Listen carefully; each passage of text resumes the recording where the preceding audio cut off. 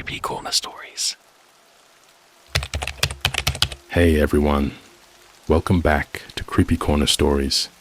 You know, diving into the dark web is always risky, but sharing these stories with you makes it worth it. I'm curious, where are you watching this from right now? Let me know in the comments below. I've noticed that these kinds of stories hit differently depending on where you are. It might even make the experience a little creepier. So, tell me, are you watching from the safety of your home or somewhere less secure? There's a man in a dark web video walking through every abandoned mental hospital in Europe. He's wearing my missing uncle's jacket. Okay, so, before anyone calls this fake or tries to clown me, just listen. I'm not saying I fully believe in the paranormal or whatever. I'm not that guy. But something happened that I literally can't explain. And it all started with a click. This was a few months ago, around February. I was stuck at home for a bit after getting surgery on my knee. Towards skateboarding, long story. I had a lot of free time, so naturally, I went down the rabbit hole. YouTube, TikTok, those late night Twitch streams with like 7 viewers where people are either gaming or doing weird survival stuff in forests. But it wasn't until I got bored and hit Reddit that things started getting weird. I was on r/deep web. Yeah, I know, sketchy. Just scrolling through, reading people's stories, half of which were obviously fake. Like, I bought a soul on the deep web for $300. Kind of fake. But then I saw this one post that only had like 9 upvotes. It was titled, "Do not click the video with the man in the military jacket. If you know someone who owns this jacket, call the police." I clicked it out of curiosity. There was no actual video linked, just a screenshot. And I swear to God, I froze. Because the guy in the thumbnail was wearing my uncle's jacket. A little background. My uncle Kyle went missing in 2016. Straight up vanished while on a backpacking trip in Europe. He was always kinda the black sheep of the family. Ex-Marine. Always had conspiracy theories. Had a YouTube channel with like 14 subscribers where he'd upload footage of old war tunnels in Poland or explore abandoned Soviet bunkers in the woods. Just weird, unsettling stuff. The last message he ever sent us was a picture of himself standing in front of an abandoned hospital in Romania, holding a McDonald's coffee cup and doing that dumb peace sign he always did. That was July 4th, 2016. We never heard from him again. No body, no phone, no credit card activity. The US Embassy opened a file. Romanian police didn't do much.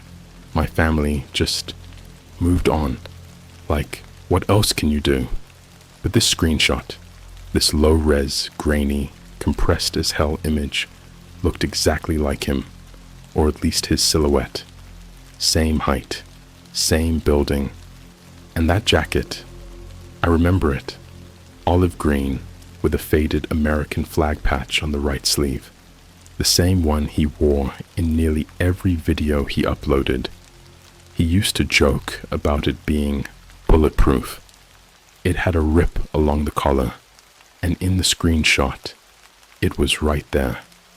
But what freaked me out even more, the guy in the thumbnail was walking through what looked like an abandoned hospital corridor, flashlight pointed at the camera, wearing a blank white mask, like one of those plain theater masks, expressionless and creepy as hell. And behind him, written on the wall in red spray paint, was the word, Schmerz Clinic. I didn't know what that meant at the time. I later found out it's German, roughly translates to pain clinic. So now I'm spiraling. right? I screenshot the post, download the image, and start reverse image searching it. Nothing. I even hit up this guy on Twitter who specializes in dark web content recovery. He's got like 3,000 followers, goes by at Hexdive, and I send him the screenshot. 10 minutes later, he DMs me. Where did you get this? That's from a live streamed snuff, ARG, that's been floating around on the deep web for years. The guy in the mask is known as the Guide. He only appears in locations tied to confirmed missing persons cases. That jacket, that's a trophy. They say he wears something from each victim. Yeah, that's when I felt sick. Now before you think I'm just overreacting or seeing what I want to see, let me tell you what happened next. I couldn't stop thinking about it. I found myself watching old videos from my uncle's YouTube channel, which is still up. It's called Uncle Kyle Explores. Most of them have less than 100 views. Just blurry footage of tunnels, Cold War bunkers, old hospitals with moss growing on the walls, sometimes sketchy stuff like collapsed floors and burned out surgery rooms. You get the vibe. Then I came across his last upload. The title, Last Day in Romania. Found something insane. I must have watched it 20 times, and each time something new stood out. At one point, the camera pans past a cracked mirror, and for a split second, no joke, you can see a blurry figure standing at the end of the hallway, wearing a white mask. At first, I thought it was a reflection of Kyle himself, but it wasn't lined up right, and his reaction, non-existent. He doesn't even seem to notice. He just keeps walking, like someone was with him, but he didn't know it. Or maybe he did. Maybe he just didn't think the camera picked it up. I posted this on a small subreddit called r/obscure horror videos. I titled it Weird Masked Guy in my uncle's final YouTube video. He went missing after this and shared the clip. That's when it really blew up. People started commenting things like, "Yo, that's not just a mask, that's a Schandmaske." Those were used in medieval Germany to humiliate criminals. He's not alone. Slow the video down at 0:47, you'll see another face behind the door. Someone enhanced the audio and you can hear breathing behind the camera at 2:11. I checked, and yeah, there's a low breathing sound, slow, raspy, like someone standing just out of frame. At this point, I'm flipping out, like shaking. It feels like I'm opening something that was never meant to be opened. Like this video is a piece of something way bigger than a lost YouTube upload. Then I got an email from a Proton mail address. No name, no subject, just a single message. Stop watching. He's still walking. I know it sounds insane, but there's more, a lot more, and it gets way worse. I'm gonna post part 2 in a day or two after I get everything together. Video timestamps, screenshots, audio files. If anyone recognizes that hospital or knows more about the Guide, please reach out. But whatever you do, don't click on videos with the man in the white mask. I didn't sleep after getting that Proton mail message. Not even a nap. I just sat at my desk, eyes wide, palms sweating, feeling like someone was watching me through my webcam, even though I had it covered with electrical tape. I tried brushing it off like it was a troll, but deep down I knew, I felt, that whoever sent it wasn't some edgy kid pretending to be scary. The message had no flair, no emojis, no sign-off, just plain text that reeked of warning, not threat. Stop watching, he's still walking. Those words haunted me. I ended up going back to my uncle's YouTube channel not to rewatch the final video, but to dig into the comments. You know how YouTube auto-deletes spammy stuff or flagged phrases? Turns out there's a way to view them if you use a certain plugin. I found one comment under his video from 7 years ago that chilled me more than anything else so far. It was hidden, flagged as inappropriate, and it read, "The guide only walks with the marked. If you hear him breathing behind your right ear, you're already in the corridor." No likes, no replies. User deleted. I didn't want to believe any of it. I really didn't. Until I heard it. It was 3:12 a.m. when it happened. I was lying in bed scrolling through TikTok, just trying to forget all this, trying to replace my brain with dumb memes, thirst traps, and cat videos. And then, my screen glitched, just for a split second, but enough that I saw it. A flash of a white mask. No sound, just static. And then my phone shut off. I thought it overheated or something.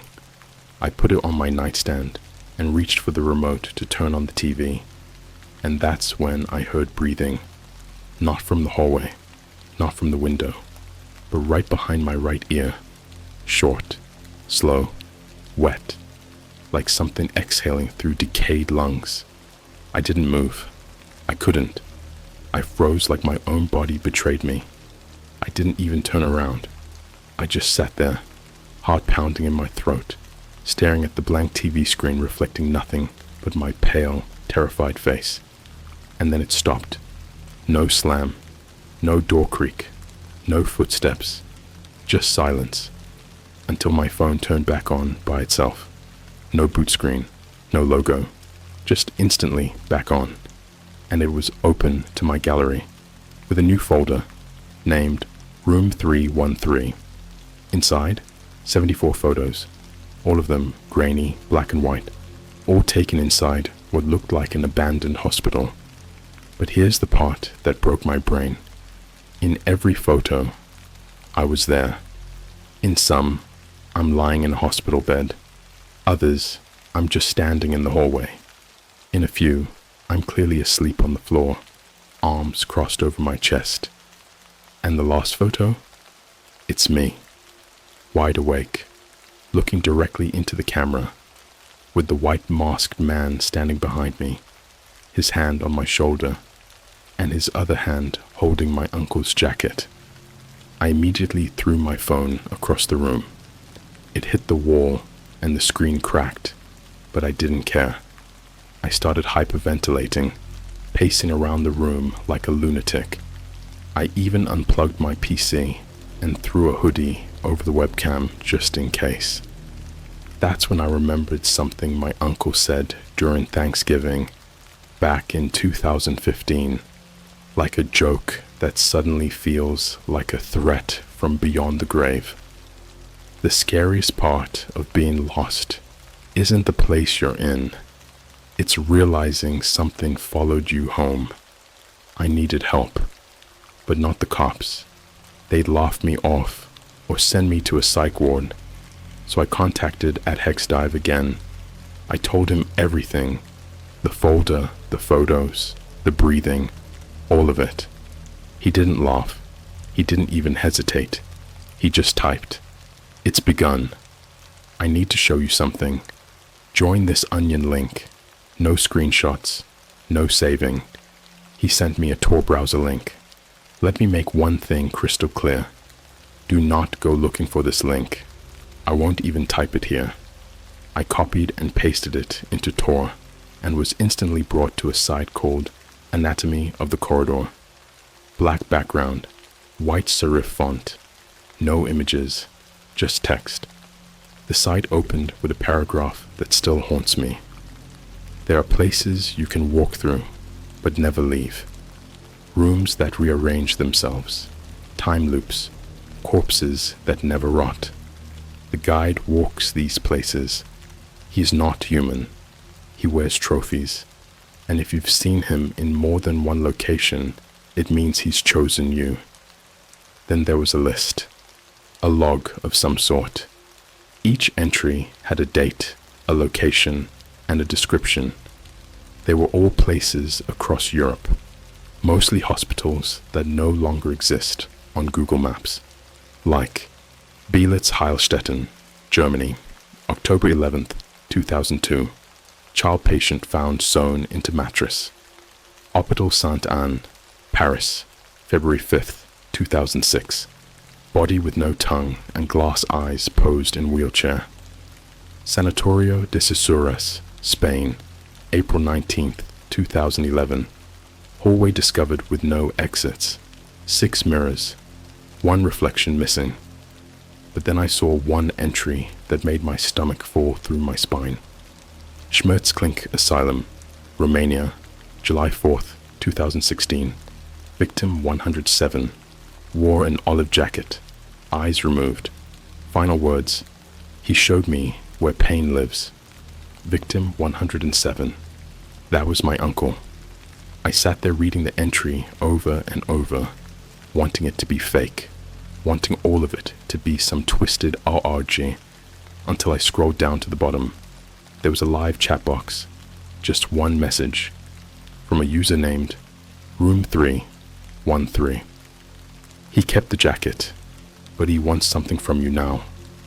I slammed my laptop shut and ran outside, just barefoot into the cold night, down the street, past the Starbucks that stays open till 2 a.m.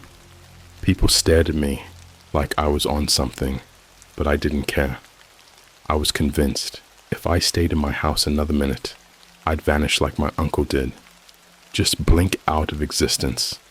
My last photo being some low-res surveillance footage on a forum nobody should be on. When I finally came back home hours later, the laptop was still shut. The cracked phone was dead. But one thing was different. My front door was open, wide open, and lying in the middle of the hallway floor was my uncle's jacket, still warm, still smelling like ash, old blood, and something else I can't even describe. There was a note pinned to the collar, written in something thick and brown. I'm praying it was just ink, but I know better. It read, "You are the next corridor, and your rooms are waking up. I don't know what happens next. I don't know where this leads, but if I go missing, if I disappear off the grid, you'll know he's walking again. And maybe this time, he's wearing my skin." I didn't open the jacket right away. I just stared at it, lying in the middle of my hallway like roadkill, wrinkled, damp, and waiting, like it was breathing, like it had lungs. I swear I saw the sleeves move, ever so slightly, as if whatever was inside it was sleeping. But that wasn't the worst part. The inside tag, that little fabric square that usually says, "Made in China," or whatever. It was torn out, replaced with a hand-stitched label, "Property of room 313, for internal use only." I should have burned it. I should have run out of that apartment and never looked back. Instead, I put the damn thing in my closet like an idiot. Like it wasn't a cursed object. Like it wasn't soaked in whatever isn't blood, but smells exactly like it. Like it didn't belong to a man who literally vanished off the planet. But I couldn't throw it away. I could feel it watching me. And that's when the room started changing. The first time it happened, I was brushing my teeth. I spit into the sink, glanced up at the mirror, and saw a completely different room behind me. Not my bathroom, something wider, longer, white tile walls with yellow stains in jagged trails, like someone tried to clean up old blood but gave up halfway. It smelled like mildew and antiseptic and something rotting. I blinked, and it was gone. Back to my regular ugly-ass apartment bathroom. I convinced myself it was a hallucination. Stress, no sleep. Maybe the jacket had some old chemical, or mold on it that was messing with my brain, until it happened again, and again, and again. The second room was my kitchen, but older. The counters were replaced with rusted trays. There were metal restraints bolted into the floor, like it used to be a feeding room in an asylum. A meat hook hung from where my ceiling fan should have been. The fridge buzzed louder than usual, and when I opened it, it wasn't my fridge at all. It was a morgue drawer. Inside, a human mouth. Just the mouth. No face. Perfectly preserved. Lips curled into a smile, as if it had just whispered something before someone cut it off. I blinked, screamed, slammed it shut, opened it again. Back to eggs, soda, and a bottle of expired ranch. I collapsed to the floor, laughing, crying, both. Because I knew I was becoming a room. I tried talking to someone. I called this girl I used to talk to a while back, Emma. She was a psych major and had always been into weird conspiracy podcasts and creepypasta style stories. I figured maybe she'd believe me.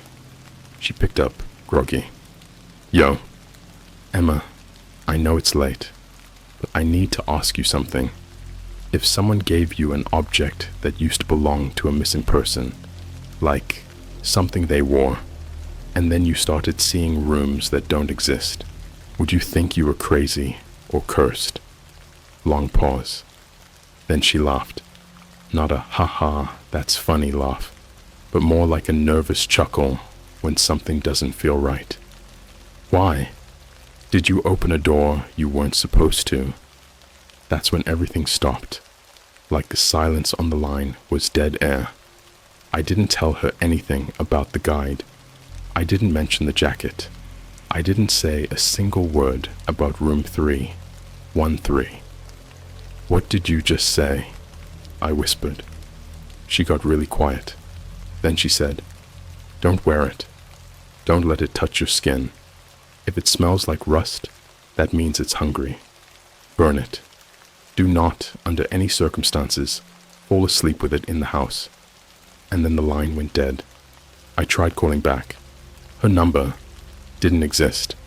I checked her Instagram, TikTok, Facebook. Gone. Like she never existed. And the last DM she ever sent me, from months ago, was replaced with a new message from an account named Collected File Dot. She was a door. You opened her. Now she's a hallway. I ran back to the closet, grabbed the jacket, and threw it into the bathtub, doused it in lighter fluid, and struck a match. The flames ignited instantly, but the jacket didn't burn. The tub filled with black smoke, but the fabric just hissed, like it was alive, like it was mocking me. And then I heard the chains, metal, dragging, coming from the hallway. I peeked out, and for a split second, I saw him, the guide, standing at the end of my hallway, face blank behind the white mask, jacket zipped up, his boots wet with something, his hands holding what looked like a leather-bound book, number not leather, skin. He opened it slowly and started writing, with a piece of chalk made of bone. I blinked, and he was gone. The hallway was empty, but there was something carved into the wall in front of my bedroom door. Room 313, occupied. The next night, I got a package. No return address. Inside was a flash drive, wrapped in what felt like old gauze, yellowed and sticky. I plugged it in, against every ounce of my better judgment. One file, no title, just a timestamp, 031307. The video started in a hallway, hospital style, dim lights flickering, silent. Then the camera turned, and I saw myself, strapped to a gurney, eyes wide open, mouth stitched shut, and the guide, standing over me. But he wasn't alone.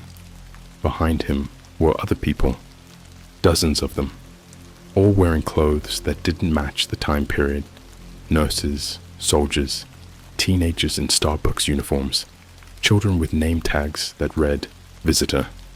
Their faces were gone, not bloodied or mutilated, just missing, like their identities had been carved out of reality. One of them stepped forward. She had blonde hair, brown eyes. It was Emma, and her mouth moved like she was trying to scream, but her voice was gone. The screen went black, and then white text appeared. "Room 313 is full. Next corridor. Loading." Then it showed coordinates. I looked them up. An abandoned hospital in Italy, Ospedale Psichiatrico di Volterra, shut down decades ago after human rights violations. They found patients locked in iron cages, teeth removed to prevent biting, notes carved into the walls in blood. I googled the hospital again later. The street view was gone, replaced by a 404 error.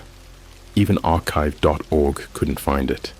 It's like the hospital never existed, but it did.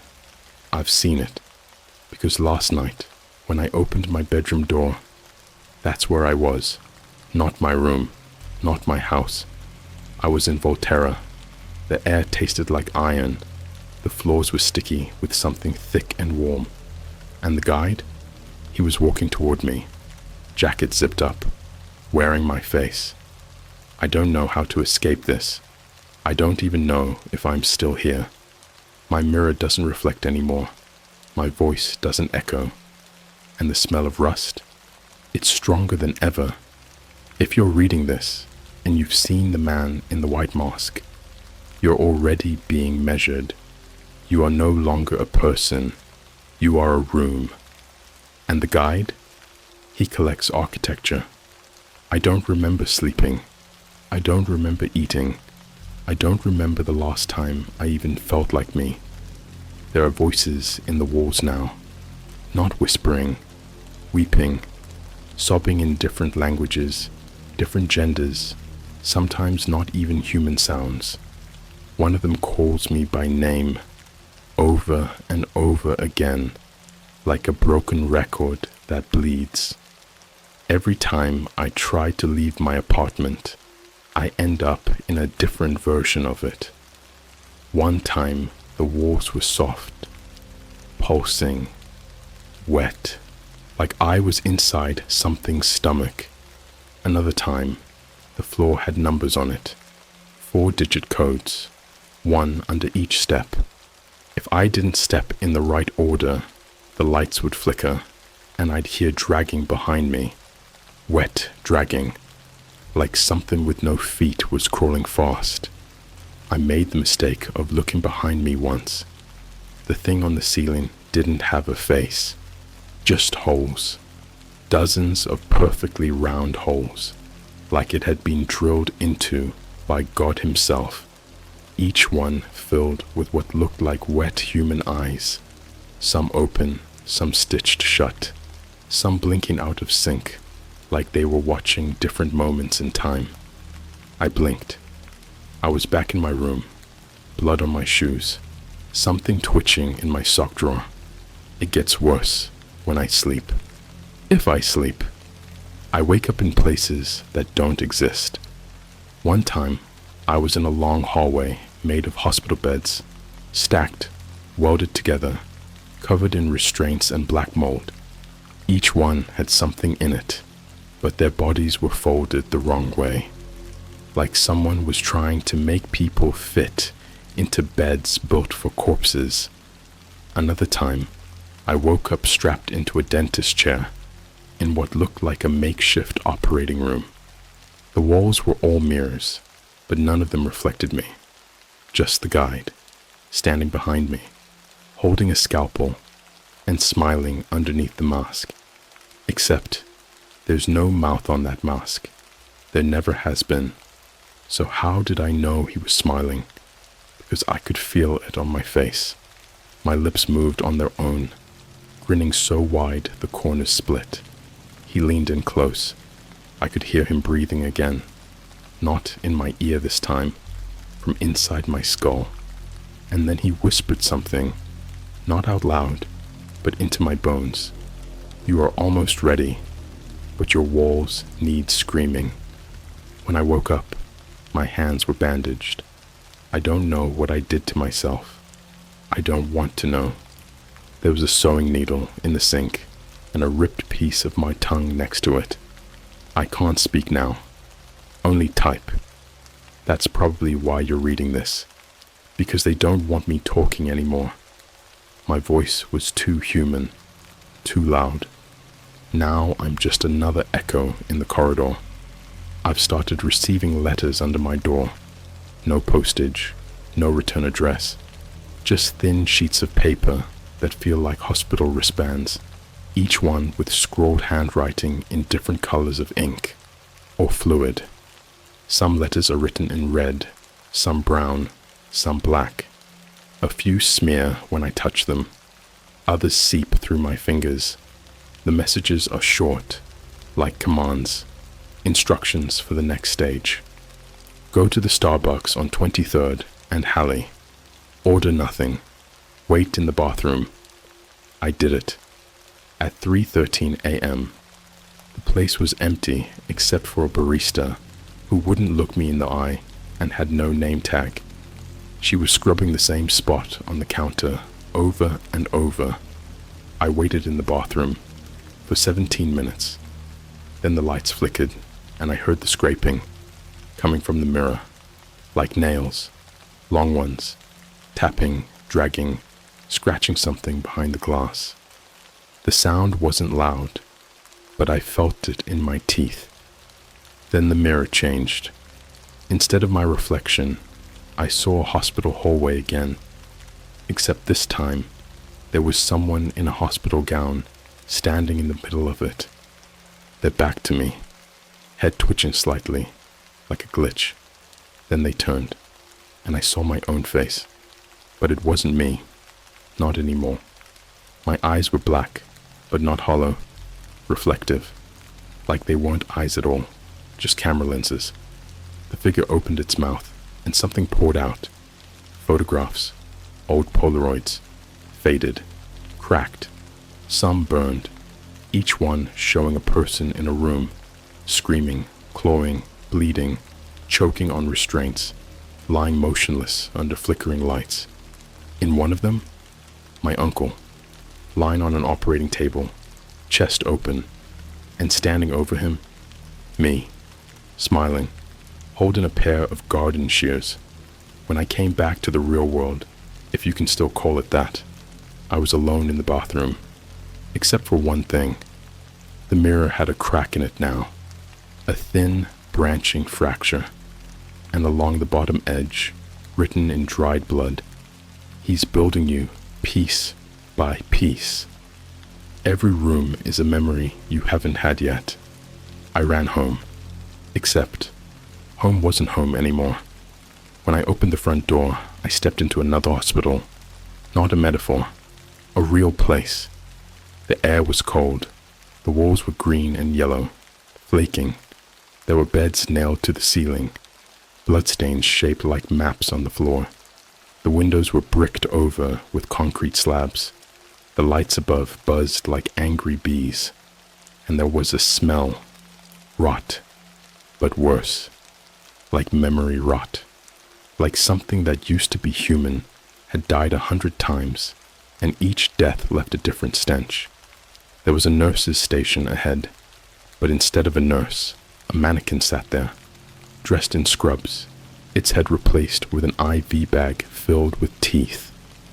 Real teeth. One still had braces, and then the intercom crackled. No music, just laughter. My laughter. But I wasn't laughing. I was crying. There were doors numbered in reverse. Room 309.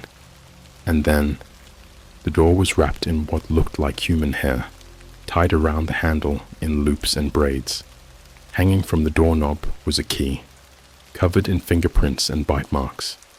I opened it. Inside was a room full of TV screens, wall to wall, hundreds of them, each playing different footage, but they were all of me, eating, sleeping, showering, crying, scrolling TikTok, watching horror story videos at 4 a.m. Some were from years ago. Some hadn't happened yet. In one, I was sitting in a room that looked like this one, typing something. Then, slowly, I turned to look at the camera and whispered something. I leaned closer to the screen to hear it.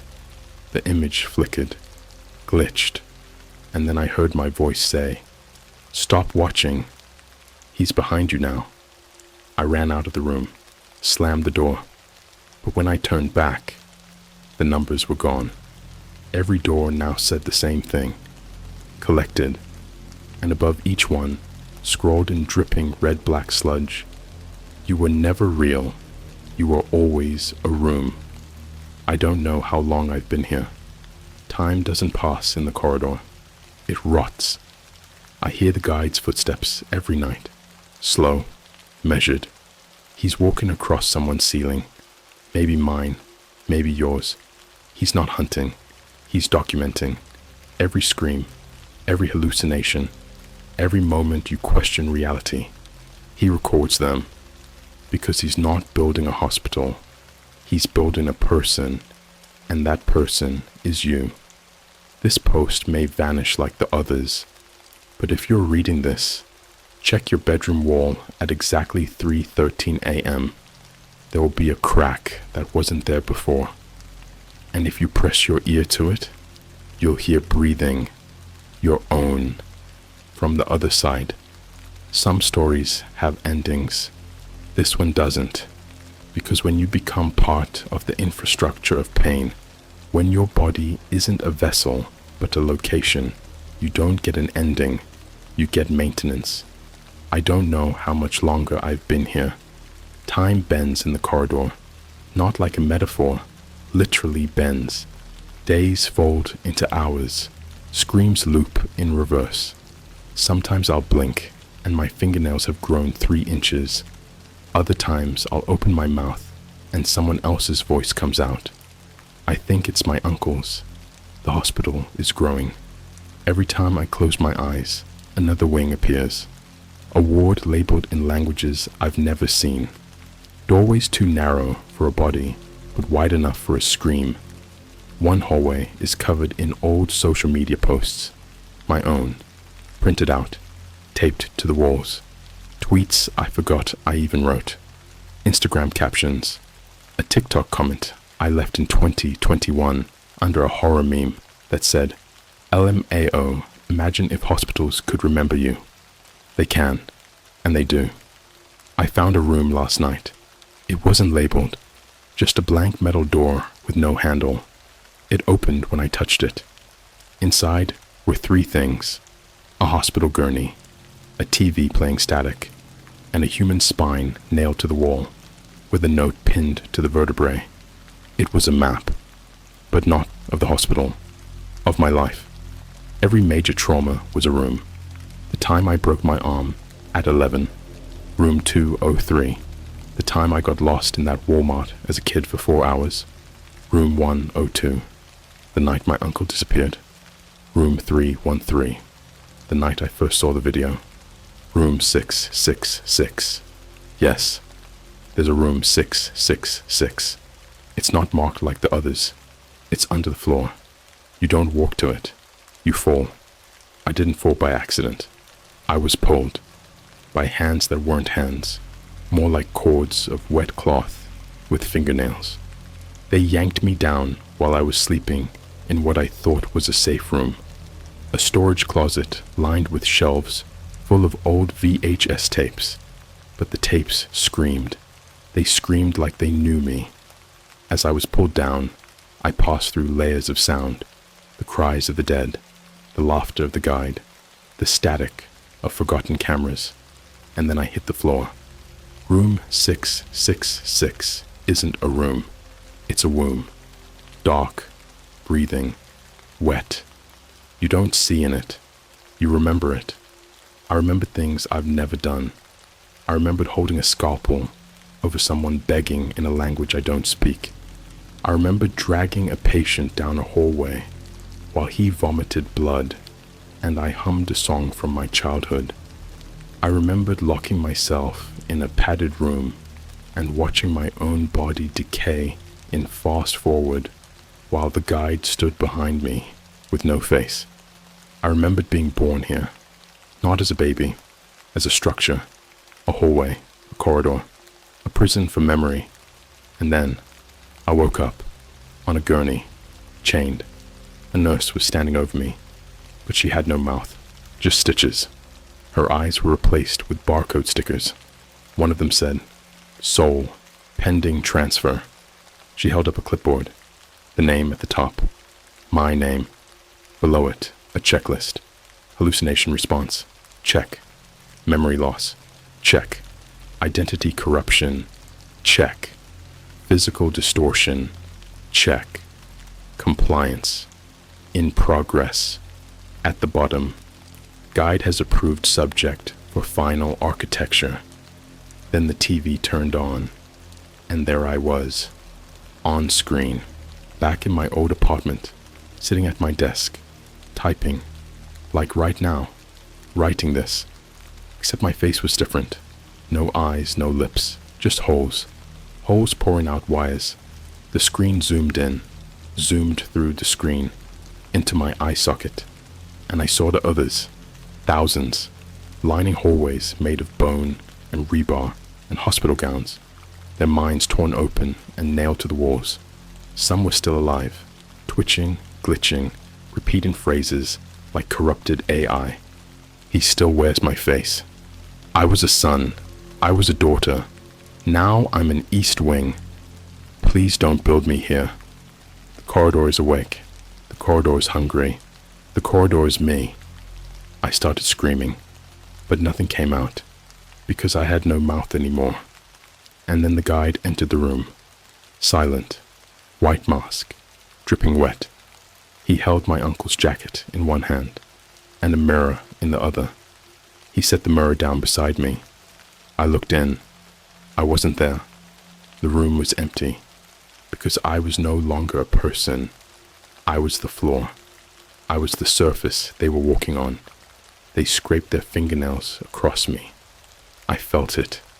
They vomited blood into my cracks. I absorbed it. They screamed my name as they were dragged through my holes, and I echoed it back, because now I was architecture. There is no escape. There's no unplugging. You're not watching the videos anymore. They're watching you.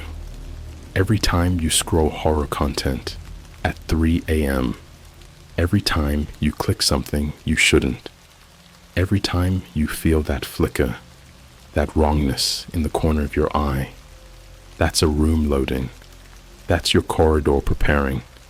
And once the guide walks it, once he leaves behind a piece of someone you lost, you're next. If this is the last thing I ever post, let it be a warning. Do not investigate the dark web video of the man in the white mask. Do not trace the abandoned hospitals. Do not open the emails. Do not read the messages that say you're occupied, because once he chooses you, you're not alive anymore. You're a blueprint. You're a building. And one day, someone just like you will step through the apartment door and find themselves inside you.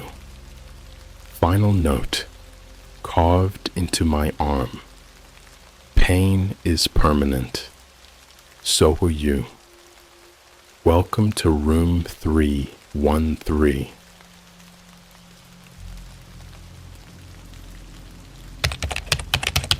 I took a job in 2021 guarding a warehouse near Pripyat. I just found out it's linked to a dark web organ trade network. Yo. So I've been debating whether or not to post this here for a long time. Not because I'm scared.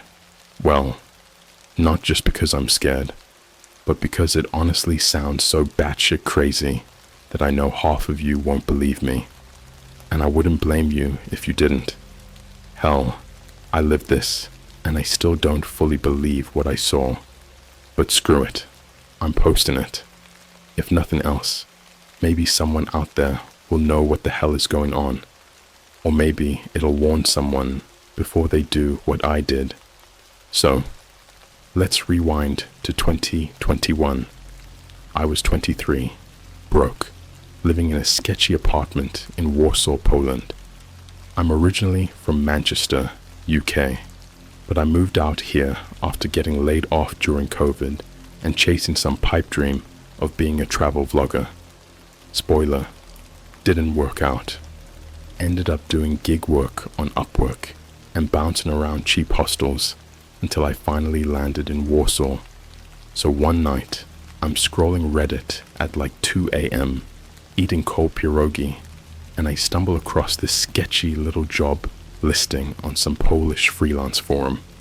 The post was all in English, which was weird, and it just said, "Night guard needed, remote warehouse facility, high pay, secrecy required, near Pripyat, Ukraine, transportation provided, no background check needed." It listed an anonymous Proton Mail contact, and literally nothing else. And yeah, I know what you're thinking. Pripyat? As in the Chernobyl city? That Pripyat. Exactly. But here's the thing. 2021 was a weird time. COVID had scrambled everyone's lives. Jobs were scarce. And the listing said $6,000 for 2 weeks of work. That's more than I made in 3 months. And like an idiot, I thought, what's the worst that could happen? So I emailed the guy. Super short conversation. No phone call. Just me. Still looking for a guard? Them. Yes. Pack for 2 weeks. Bring warm clothes. No cameras. No GPS devices. Meet at Warsaw Central Station, Platform 3, 11:47 p.m. Say nothing. Wait for the man in the blue scarf. No company name. No contract. Nothing. I should have noped out right there. But you already know I didn't. The train ride. At exactly 11:47 p.m. the next night, I was standing at Platform 3 with a backpack, a thermos of gas station coffee, and a whole bunch of anxiety. The station was quiet. Almost too quiet. No security. No announcements. Just this weird fog creeping in over the tracks like something out of a horror movie. And then this old Soviet-looking train rolled up. No logos, no markings, just matte black steel, like it had been dipped in ink. It didn't even make the usual pshh noise when it stopped. Just a low hum, like a generator running underwater. And then I saw him, the man in the blue scarf. He didn't say a word, just nodded and gestured for me to get on. The inside of the train was freezing, like breath turning to smoke inside my mask, cold. I sat in a booth seat, across from a middle-aged woman who looked like she hadn't blinked in a year. Seriously, she just stared out the window the entire time. I tried to ask her something in English, and she hissed, like an actual snake hiss. No joke. The ride took maybe 6 hours. No phone signal, no Wi-Fi. The windows fogged up so fast, I couldn't see where we were going. When we finally stopped, the guy in the blue scarf handed me a folded map and whispered one word, north. I stepped off the train into literal nowhere. Trees, fog, a gravel path, no signs, no lights. The map was hand-drawn, just an arrow pointing north and a big red X circled in Sharpie. The warehouse. I walked for maybe 2 miles through this dense, silent forest until I reached it. The warehouse. It was massive, like a Costco, but built in the middle of a dead forest. All steel walls and barbed wire. No signs, no vehicles, no people. Just this one metal door with a keypad and a speaker. When I approached, the speaker crackled. Name! I froze. I hadn't been given a name. Just as I was about to say, I don't know, a robotic voice cut in. Confirmed. Proceed. The door unlocked itself. Inside was weird. The air smelled sterile, like rubbing alcohol and old meat. Rows of empty metal shelves, flickering fluorescent lights, and a tiny security booth in the corner with a fold-out bed, a microwave, and a tiny CCTV setup with 12 camera feeds. Most showed nothing, just different parts of the warehouse. But 2 of the feeds were pointed into rooms, like sealed rooms, no doors, just small glass observation windows, and inside them were what looked like metal gurneys, surgical tools, buckets. I swear to God, one of the buckets had fingers in it. Rules. There was a laminated sheet on the desk. It had Security Protocol Site 8 written at the top. Here were the rules. Stay inside the security booth between 12 a.m. and 4 a.m. Do not respond to knocks on the warehouse door. If the power goes out, do not attempt to leave. If you see someone on the cameras you do not recognize, press the red button under the desk. Never open observation room A or B, no matter what you hear. I thought this was all some elaborate prank at first, like a YouTube social experiment or something. But the longer I stayed, the more I realized this place wasn't abandoned. Every night, around 1:13 a.m., I'd hear movement, not footsteps, dragging, like something heavy being pulled across the floor just out of camera view. And on the 3rd night, one of the cameras glitched. Camera 6, observation room B. For a split second, just a single frame, there was a person, naked, pale, eyes completely black, like voids, staring directly into the lens. Then gone. No alarm, no alert. Just me sitting there, with my heart beating like a damn war drum, watching the empty room like it was about to breathe. Let's just say, the deeper I dug, the more I realized this wasn't just a creepy warehouse job. I was standing on the edge of something massive, something ancient, and very, very human. Drop a comment if you want part 2. And whatever you do, stay off the dark web. It's not a meme. It's not just hackers and edgy teens. There are places on there that make hell look like a Starbucks. I didn't sleep after the 3rd night. Every time I closed my eyes, I saw that figure, that thing in observation room B. The way it looked at me, not like a person, but like something older, trying to remember what a human used to be. Like it was wearing the shape of a man, but hadn't learned the rules of having a face yet. And the worst part? The camera never caught it again. Every time I rewound the feed, it wasn't there. One frame, one blink, then gone. I even tried screenshotting it with the janky little computer in the booth, but the file came up corrupted every time. I started noticing other things too. The warehouse, despite being silent during the day, was changing at night. One night, around 2:30 a.m., I heard a loud crash from Sector D. I checked the cameras and saw that one of the shelves, this 10-foot metal unit, solid as hell, had collapsed, but not like it fell randomly. It had been bent inward, like something massive had pulled it from the center and crushed it like foil. No movement on the cams, just that shelf, twisted like a paperclip. I radioed it in using the old transceiver in the booth. No response. No one ever responded. The meat truck, day 6, is when the delivery came. I woke up at 11:40 p.m. to the sound of tires on gravel. Checked the outside camera and saw this big, matte gray truck. No license plate, no branding, nothing, pulling up to the back dock. A guy got out wearing a hazmat suit with a full-face mirrored visor. He moved like his joints were wrong, like someone doing a poor impression of walking. He didn't knock. He just went straight to the rear loading area. And then I saw what they were unloading. Plastic drums. Not barrels. Not crates. Drums. Sealed.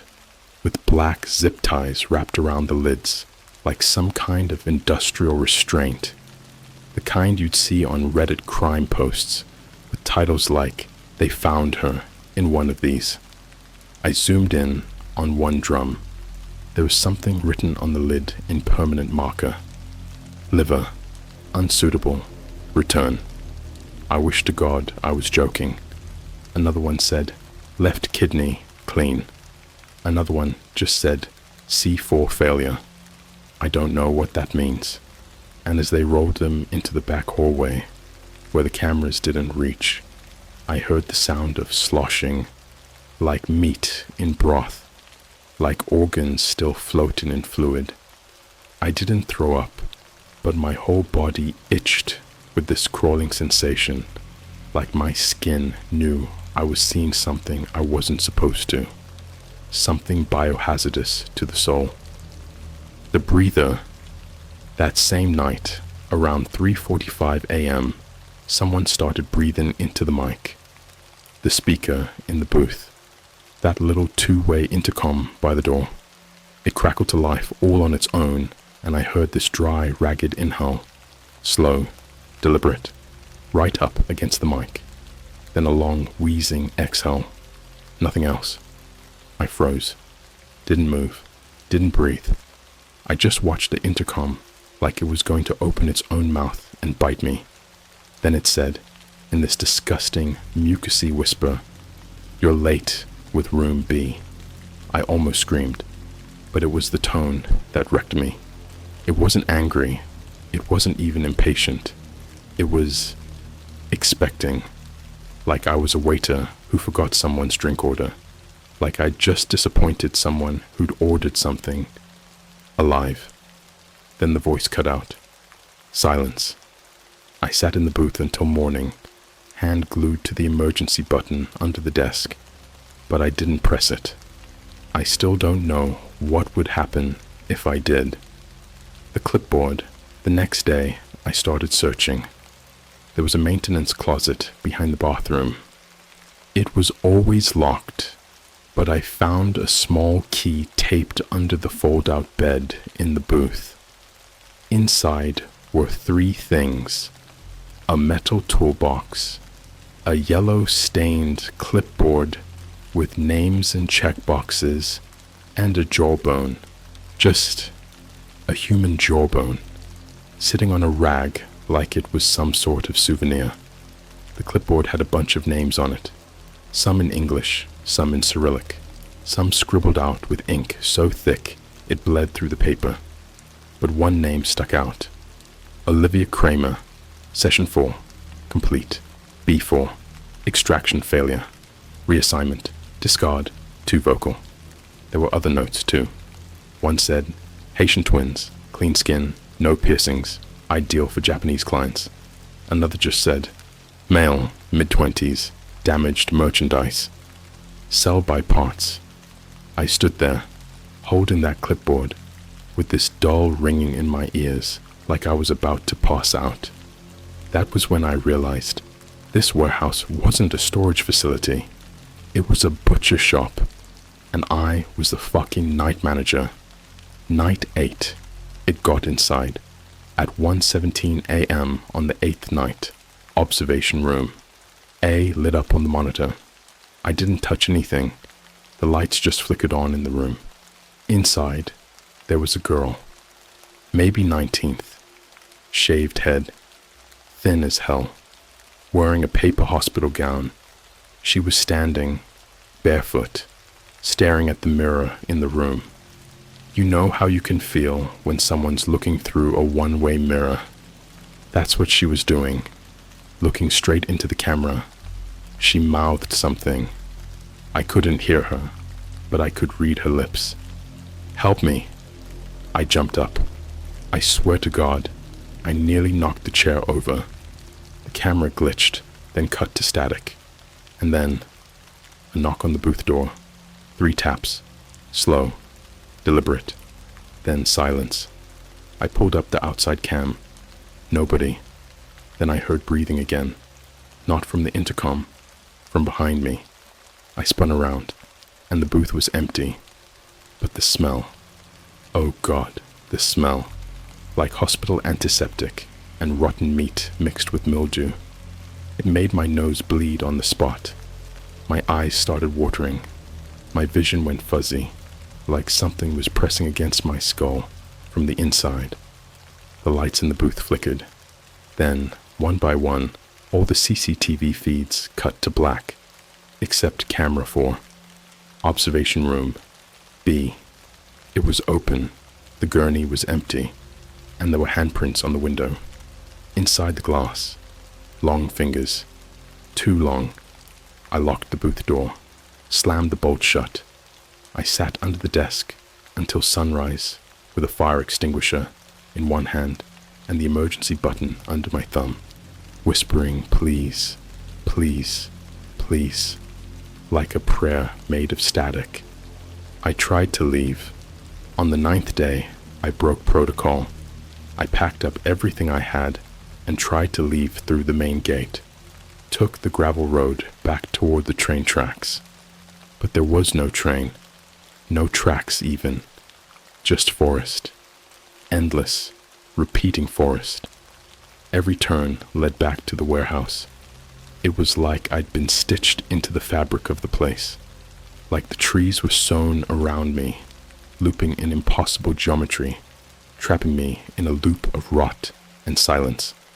I found an old Nokia phone nailed to a tree with a message on the screen. Stay put. Finish the shift. We'll come to you. The phone died the second I read it. I don't know how many nights I've been here now.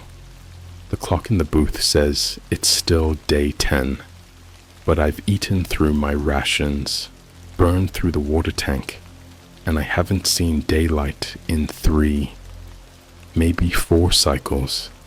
They've stopped knocking. Now they just watch. From the shadows behind the shelves, from the cameras that aren't plugged in, from the reflection in the window that doesn't match mine anymore.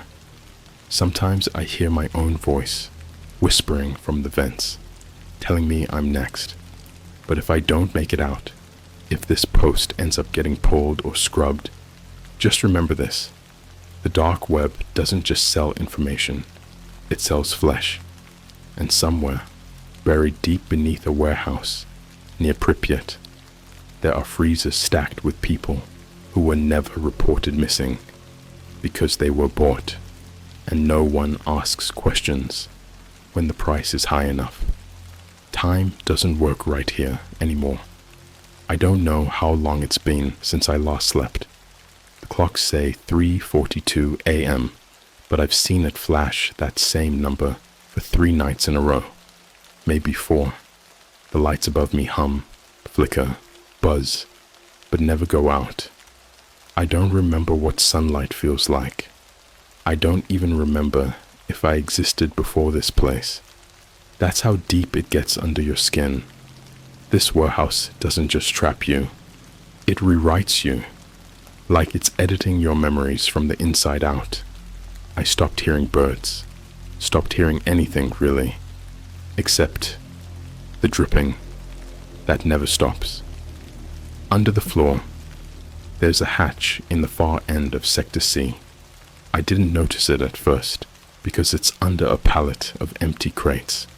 But one night, somewhere between panic and sleep deprivation fueled delirium, I watched a camera feed glitch, and for exactly 1.6 seconds, the pallet was gone. The floor was open, and the hatch was pulsing, like it was breathing. I moved the crates manually the next day. Took nearly an hour. I thought maybe I'd find a tunnel out. Instead, I found a steel trap door with no handle, just a bloodstained keypad. The code was scratched into the floor next to it. Not engraved, scratched, with nails. 4 digits, but the last one was smeared in something dark brown and sticky, like whatever wrote it bled out doing it. I took a guess. I typed the numbers in reverse. The hatch opened, and what I saw down there, God, the stairs. Imagine a hospital morgue. Now imagine it built in hell. That's what the lower level felt like. Stairs led into a tunnel made of grey, sweating concrete.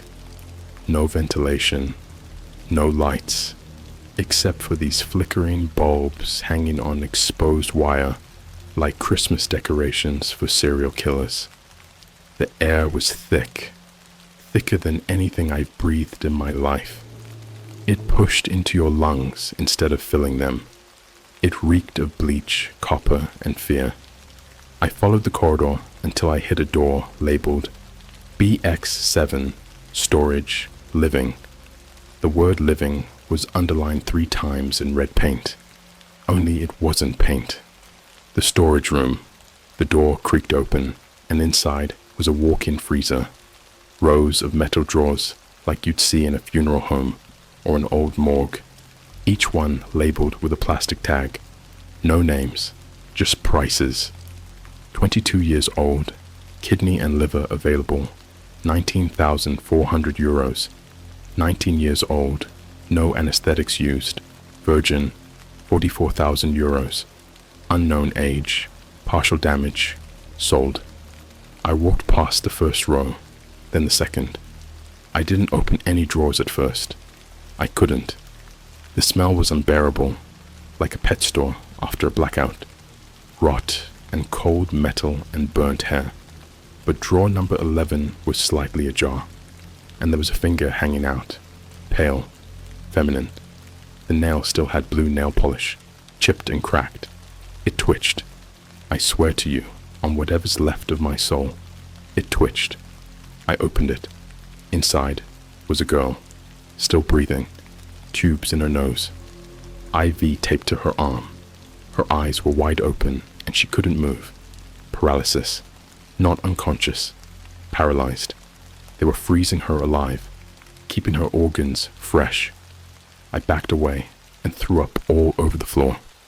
My own stomach acid burned my throat so badly I started bleeding from my nose again. But I couldn't stop looking at her. She tried to mouth something. I leaned in and she whispered, "They sell us on TikTok."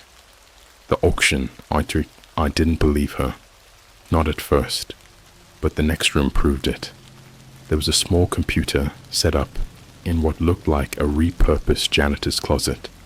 Blacked out screen, external hard drives, a single webcam taped to the ceiling, pointed at a gurney under a spotlight, and a post-it note stuck to the monitor. Stream at 3 a.m. sharp. Tag, #, Purge Clinic. Don't forget gloves this time.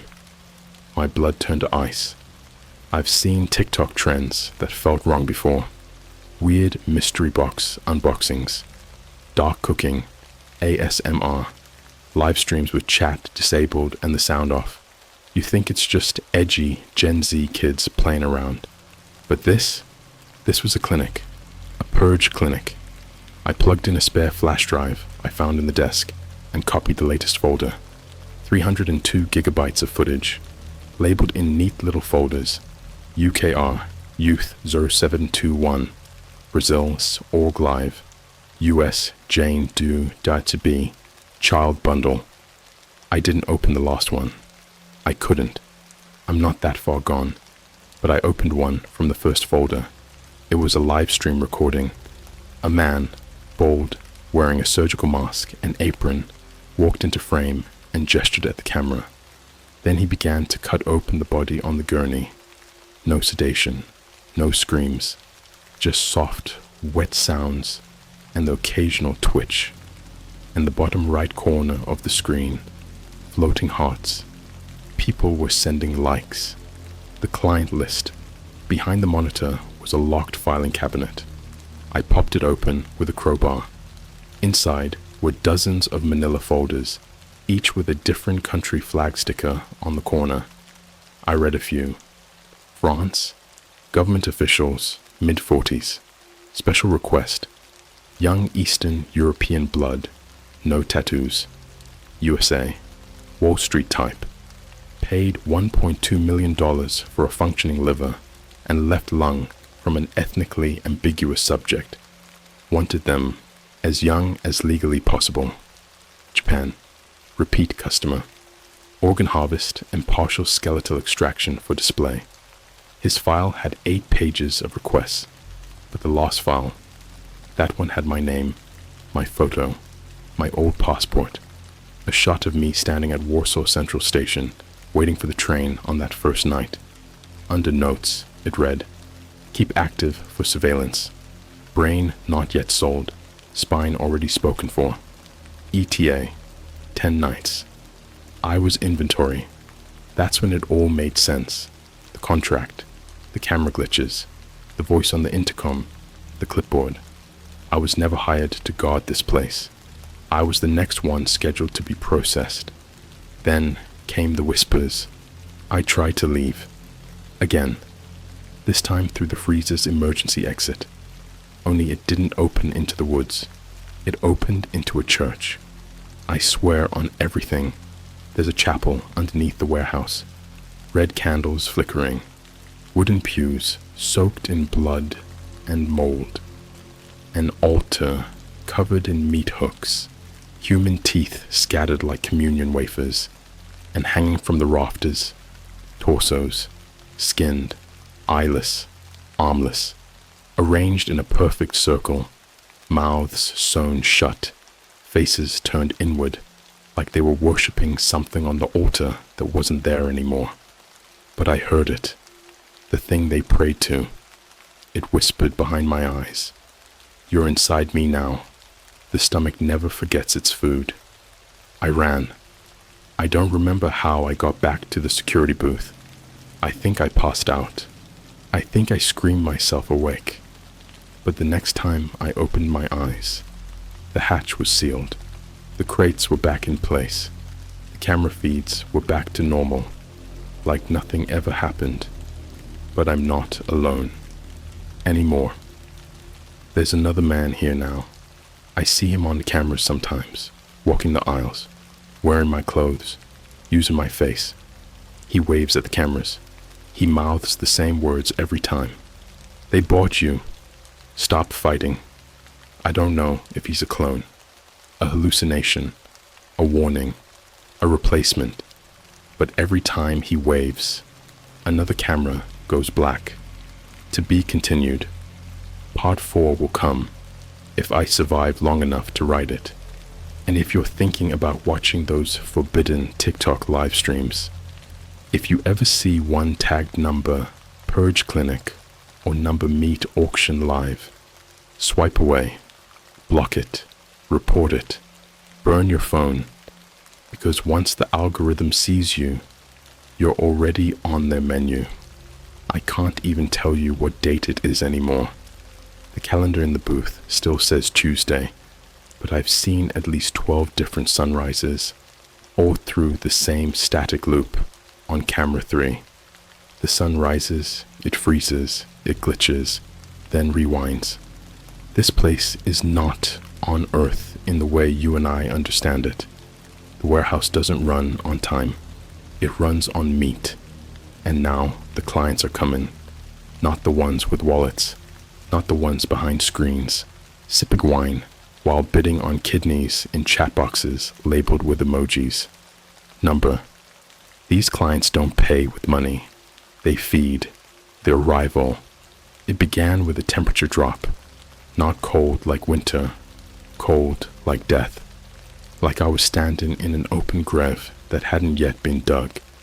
I was in the booth, watching the cameras, and the air just flattened.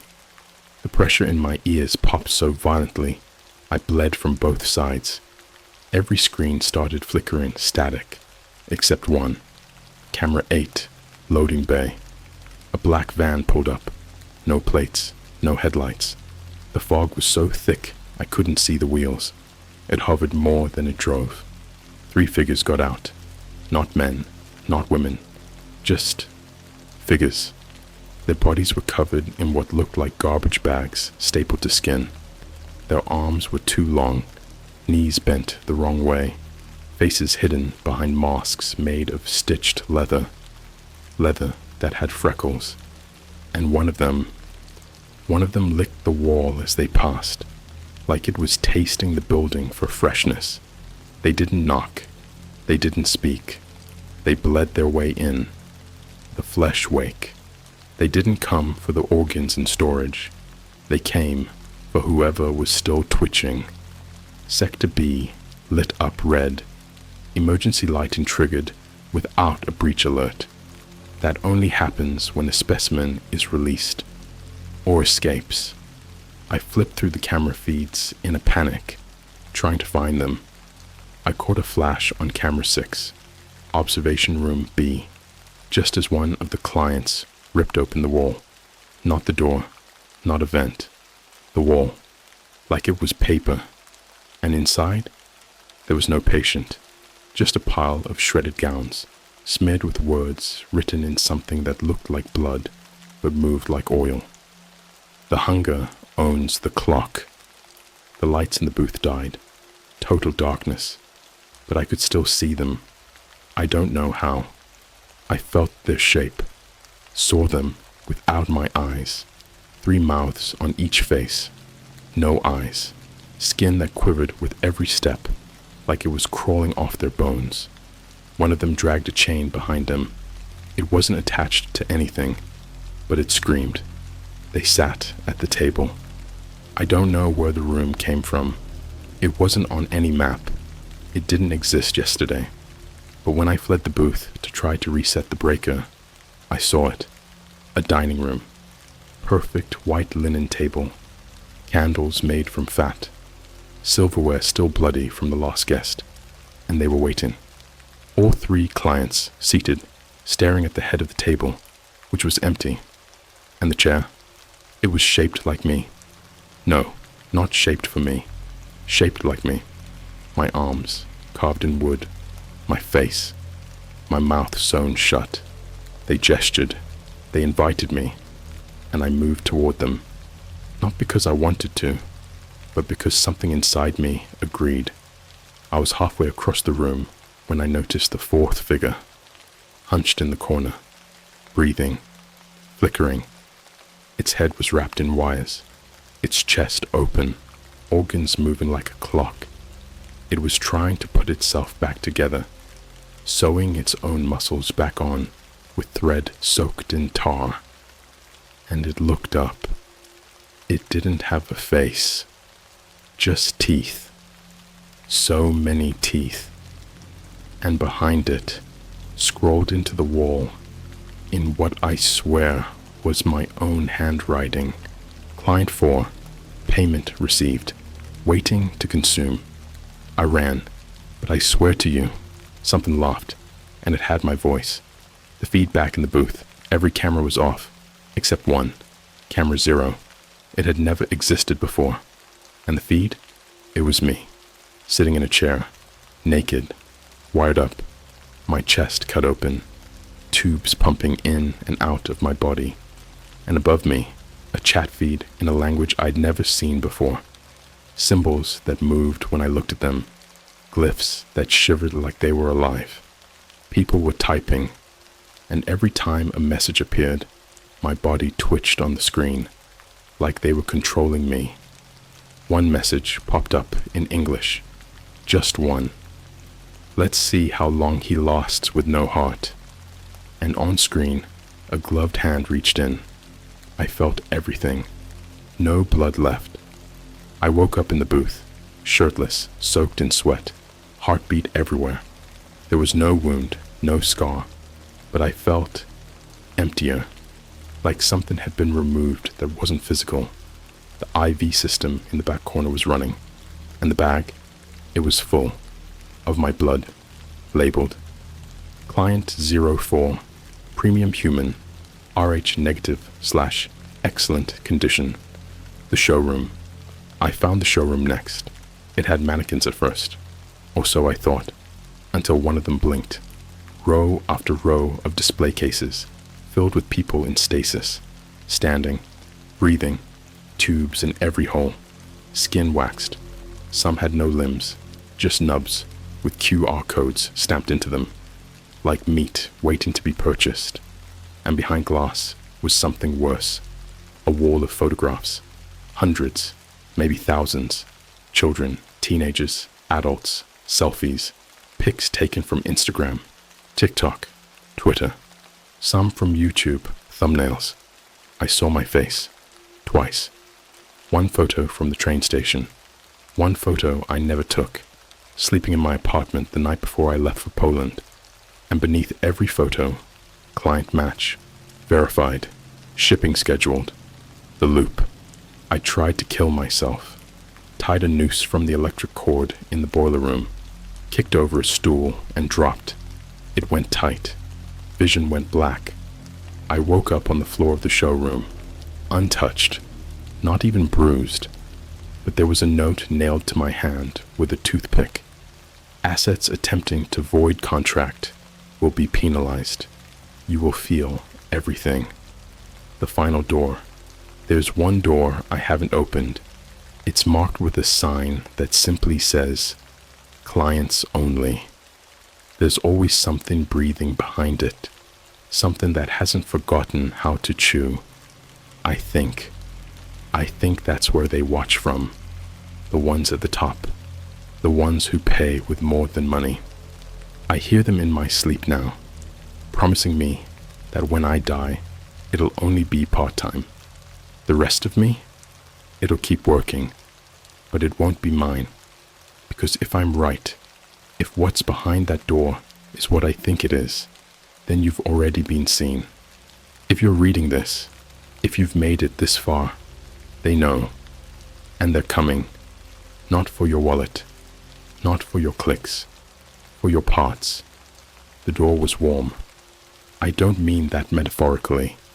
I mean when I touched it, it felt like skin, like human skin stretched taut over steel. It even had pores, sweating, pulsing, breathing. I pressed my ear to it.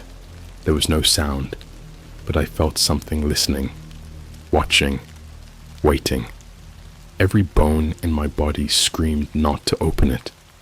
My stomach tried to crawl into my throat. The shadows behind me grew longer, even though there was no light. But I knew this was it. This was what everything had been leading to.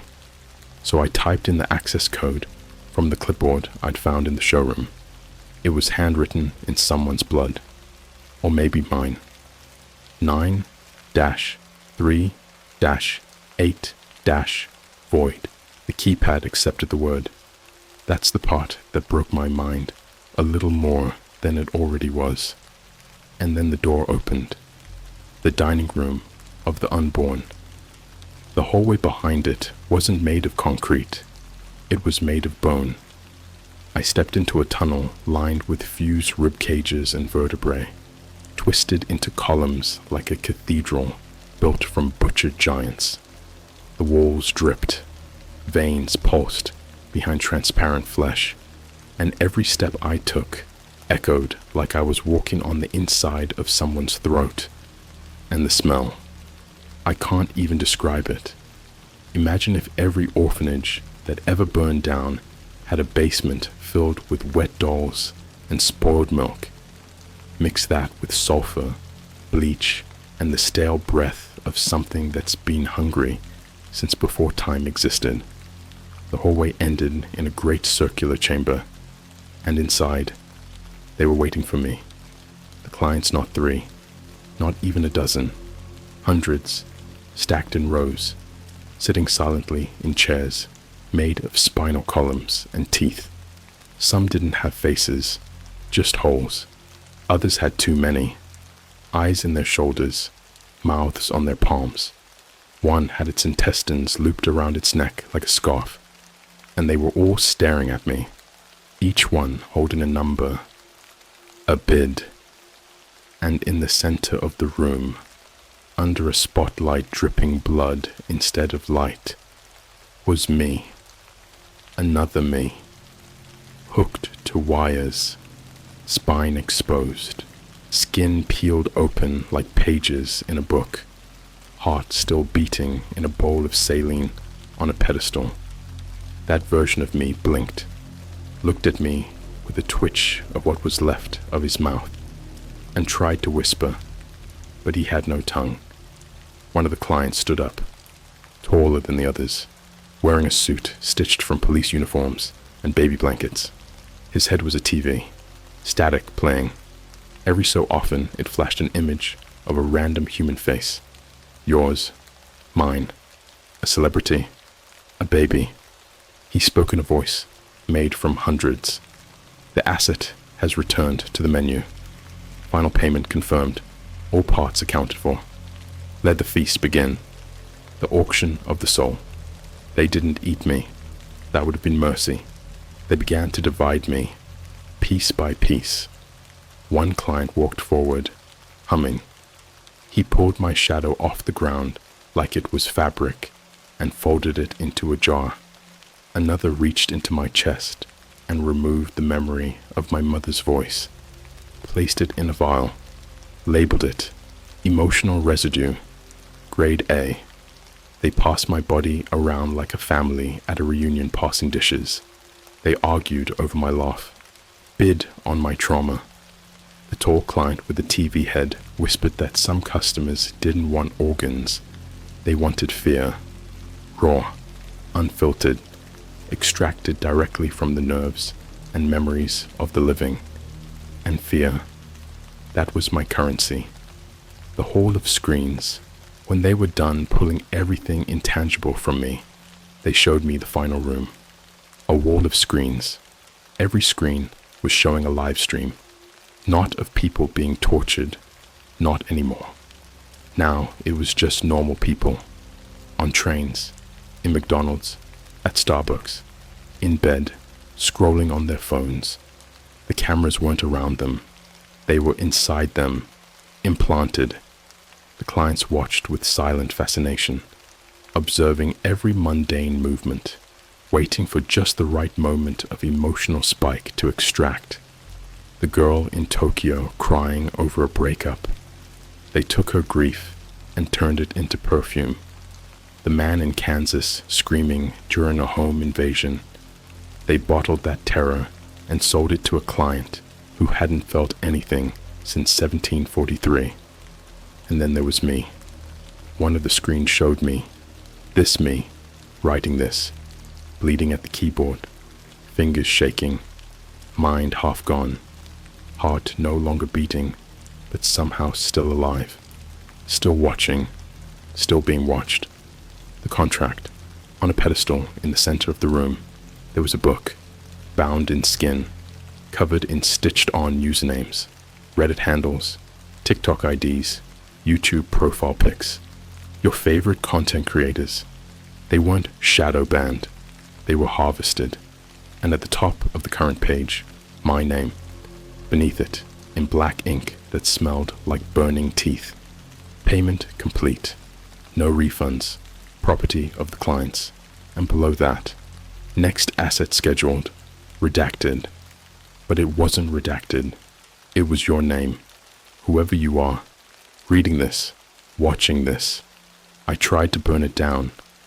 I took a gas can from the old boiler room. Dumped it over the security booth. The computers. The monitors. Even the table where I'd been forced to eat canned meat with human teeth floating in the brine. Lit a match. Nothing happened. The flames refused to spread. They just burned in place. Like the fire knew this place was older than heat. So I sat down in the chair, stared into the blank screen, and wrote. Because that's the last part of the process. The story. The bait. Each victim leaves behind a record. A digital fishing hook to catch the next curious soul who thinks horror is just a genre. And now it's done. My story is your virus, and you just inhaled it. The final message. If you've read this far, you're already logged. Not by Reddit, not by the government, by them, by the clients who don't use credit cards. They use you. Every fear, every anxiety, every time you checked your locks or your closet, or tried to forget a nightmare, they fed. You think this was a story? Number. It was a transaction, and you just paid. With attention, the currency of the meat market, The warehouse may be near Pripyat, but the real facility, it's online, and it's open 24/7, unless you already hear the knock on your door. 3 taps, no more, no less. If you do, don't answer unless you're ready to become inventory.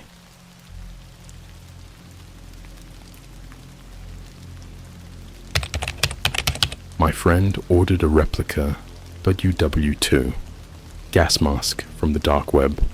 He's been speaking fluent German in his sleep ever since, and he's never learned the language. Alright, so I'm not really the type of person to post on Reddit, like ever, but this has been eating at me for months now, and I seriously don't know who else to talk to. If I went to the cops, they'd probably think I was insane. Hell, I think I might be insane, but everything I'm about to write is true. Every creepy, messed up, skin-crawling part of it. This all started back in December. Me and my best friend Evan were messing around online after pulling an all-nighter playing Call of Duty, Warzone. It was like 3:30 a.m., that weird liminal time when everything feels fake and your brain just starts going off the rails. We were on a Discord call and scrolling through Reddit, YouTube, and eventually ended up watching these dark web mystery box videos. You know, the usual fake creepy stuff where people supposedly get hacked up Barbie dolls or bloodied phones in random boxes. We laughed at it like it was a joke. But Evan, he got real quiet after one of the videos. It was this super sketchy upload on a channel with 0 subscribers. Literally looked like it was posted straight from a 2004 flip phone. The guy opened a box that had this old World War II gas mask inside. Like, really old. Not the green rubber ones we see in movies. This was dark brown, leather strapped, with glass eyes and weird rusted metal filters that looked like they hadn't been touched in 80 years. Evan just said, "That's sick. I want one." I laughed and said something like, "Bro, what would you even do with that? Wear it to a Starbucks?" But he wasn't joking. He started searching. Not on eBay or Amazon. Nah, Evan was already into that underground internet culture. I don't know how he got there, but within like 10 minutes, he was deep in a Tor browser, clicking links I didn't even want to look at. I remember him mumbling something like, "They've got real collector stuff here, not just props." I was half asleep and told him not to be stupid, that it was probably just overpriced junk or some kind of scam. He didn't listen. 3 days later, I'm at his apartment. We both live in Chicago, in the Wicker Park area, right near that giant Walgreens on Milwaukee Avenue. He calls me over because the package arrived. First of all, it was wrapped in this thick, waxy brown paper.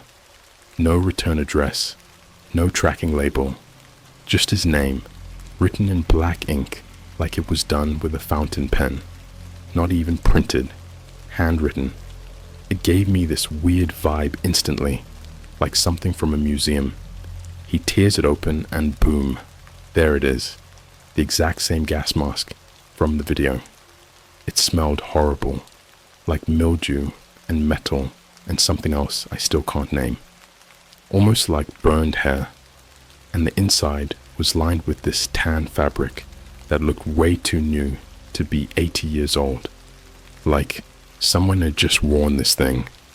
The lenses were dark, almost blacked out, but if you tilted it just right, you could see behind the glass. Inside the left eyepiece, I swear to God, there was something scratched into it. In tiny letters. German. Evan said, "Oh, sick. It's got writing in it. Probably authentic." And then he read it out loud. I don't speak German, neither did he, but he said it perfectly, like not Google Translate perfectly. I mean accent and all. The pronunciation was crisp, clear, like someone who lived in Germany their whole life. I laughed it off, told him it must have been something he picked up from watching war documentaries or something. But inside, I had this pit forming in my stomach. Something was off.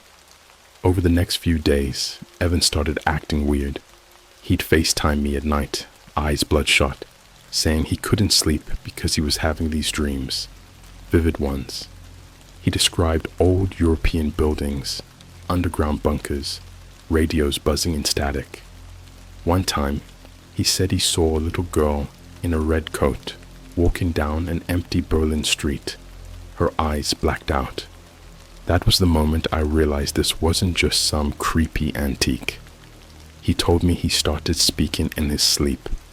His roommate, Jesse, was freaked out because it wasn't just mumbling. It was full-on conversations. In German. Again, he never studied German, never traveled. His Spotify Wrapped didn't even have Rammstein on it. One night, Jesse actually recorded him. I won't lie, listening to that clip messed me up more than I can describe. Evan's voice was different, deeper, slower, like someone twice his age was using his throat. And he wasn't just speaking German, he was commanding, giving orders. He even said the word Feuer, which I know means fire. I googled some of the phrases. What I found made my skin go cold. They were German military terms. Some were instructions for activating gas release valves. One sentence. It translated to, "They do not scream once the air is gone." I confronted him, asked him to get rid of the mask. I even offered to burn it, but he refused, said he felt connected to it. I remember that word so clearly, connected, like it was part of him now. He even started wearing it around the apartment, not as a joke, just sitting there on the couch, mask on, watching Netflix with subtitles. It wasn't funny anymore. I felt like I wasn't talking to Evan. I was talking to something else wearing Evan's skin. The last time I saw him before everything really spiraled, he was sitting at a McDonald's on North Avenue, full on wearing the mask in public like it was no big deal. No one even stopped him, like somehow people just didn't see it. But I did, and I swear, it looked back at me.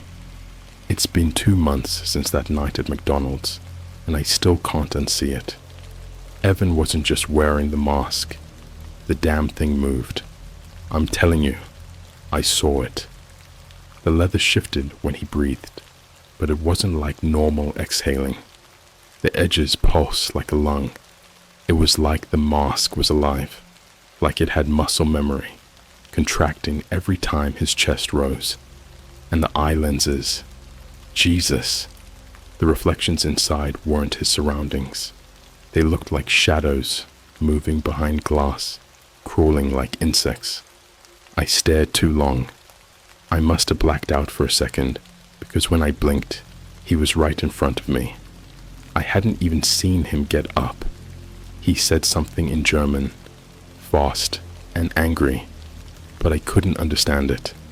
Spit was flying from underneath the filter, and when I stepped back, he grabbed my wrist with this inhuman strength. It was like touching frozen rebar. The worst part, his fingernails were black, not painted, not dirty, like they'd rotted. The next day, I tried to check on him. Jesse, his roommate, hadn't answered any of my texts or calls. I drove to their place near Division Street, this run-down apartment that smelled like mold and cigarette ash, even before all this started. When I got there, the door was unlocked. The place was silent, but not empty. It was that kind of silence where your ears start to ring, like the walls are waiting to exhale. I stepped inside and immediately noticed all the windows were nailed shut. Not boarded, nailed shut. each corner hammered with rusted spikes that looked like they'd been pulled from an old barn or a shipwreck. That's when I started noticing the flies. They were buzzing in a lazy circle above the kitchen sink, where something dripping had stained the tiles brown-black. I followed it with my eyes and found Jesse's phone. It was half melted, like someone had microwaved it from the inside out. But there was no smell, no burn marks on the counter, no signs of heat. Just a warped iPhone slowly sinking into a pool of God knows what. I should have left. I should have. But my dumbass went down the hallway, calling for Evan. The door to his room was cracked just enough to see inside. Let me paint this image as clearly as I can. There were drawings on the wall, hundreds of them, all hand-drawn in charcoal or pencil or what looked like smeared ash. Some were of World War II bunkers, gas chambers, old European soldiers, but others were, I don't know, bodies, twisted upside-down people with black eyes and wide-open mouths. Every drawing had a mouth, open, like they were screaming, or inhaling, or maybe both. Then I saw Jesse. I didn't recognize him at first, because he was on the ceiling. No rope, no chains, just stuck there, flat against the plaster, like gravity forgot about him. His eyes were rolled back, and his jaw had unhinged, like actually unhinged. It hung so far open, I thought it had snapped off. But what still gives me nightmares, what made me almost throw up on the spot, was the thing in his mouth, stuffed deep down his throat, sticking out just enough to see, was the gas mask. Not Evan's mask, a second one. Same design, same leather, same sick brown filters, and it was breathing. Every few seconds, the mask's filter would expand and let out a wheeze. Inhale, exhale. Jesse wasn't breathing, the mask was.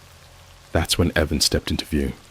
He wasn't wearing his gas mask anymore, but his face, it looked like the mask had grown into it.